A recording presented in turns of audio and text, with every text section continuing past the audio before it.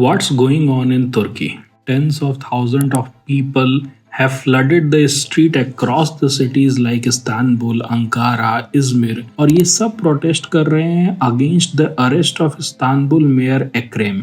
Late me tell you ये Ekrem है कौन? एक्रेम की अपोजिशन फिगर है तुर्की में।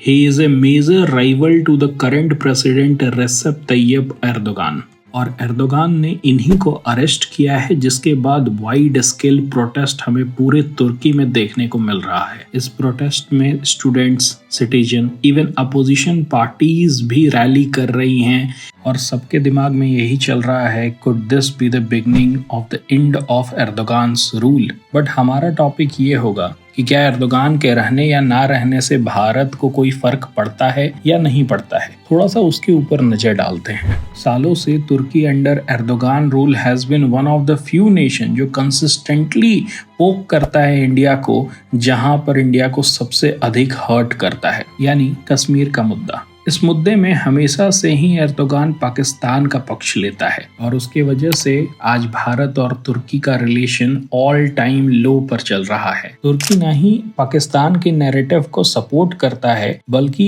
एर्दोगान अपने आप को as a big brother portray करता है और इवन ऑफर करता है कि वो मीडिएशन करेगा बिटवीन इंडिया एंड पाकिस्तान, जिसके लिए पाकिस्तान हमेशा से तैयार है। बट इंडिया वहीं कहता है, according to Shimla accord, India और पाकिस्तान का ये इंटरनल मैटर है और कोई भी एक्सटर्नल कंट्री, चाहे वो तुर्की हो या यूएसए हो, इवन रशिया हो, is not allowed to medal in the internal matter of India and Pakistan. India का ये अप्रोच की वजह से तुर्की का alignment with Pakistan is very strategic. दोनों deep military and political partnership share करते हैं, ज्वाइंट नेवल एक्सरसाइज करते हैं, आर्म्स डील, या फिर हिस्ट्री की बात करें तो दोनों ही एक दूसरे को सपोर्ट करते हैं।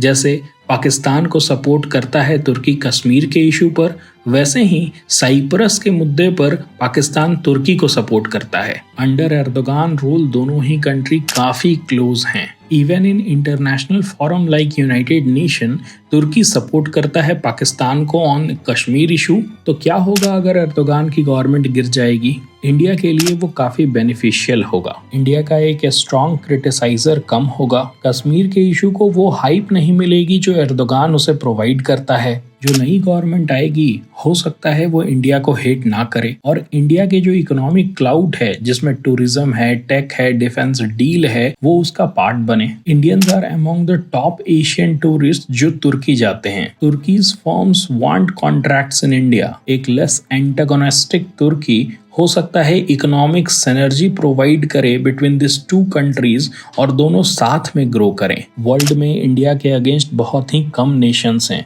जिसमें एक तुर्की भी है। ये वो ग्रुप का हिस्सा है जो इंडिया को अपोज करता है। इसमें मलेशिया, पाकिस्तान, अजरबैजान और तुर्की आते हैं। अपने इकोनॉमिक पावर से इंडिया मलेशिया को तो समझा देता है। एर्दोगान के ना होने से तुर्की भी भारत का एक मित्र देश बनेगा और ये इंडिया अपोजिंग का ब्लॉक टूटेगा। It is too early to tell कि एर्दोगान की सरकार जाएगी या रहेगी, but one thing is clear कि एर्दोगान के रहते हुए इंडिया और तुर्की में बेहतर रिलेशन नहीं हो सकते हैं। What the future holds, we don't know. That's it for this video. Thank you.